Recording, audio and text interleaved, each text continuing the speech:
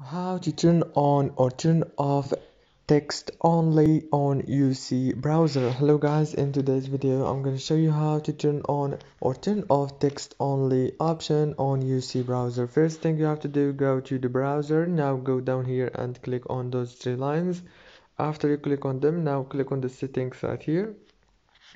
Now on this page you will find many options. Click on browsing settings, the second option. Click on it like this and it will take you to this page. Now here you go, you will find the text only option. Just click on it and it will be enabled. And if you want to disable it, click on it again and it's turn it off. Very easy and fast.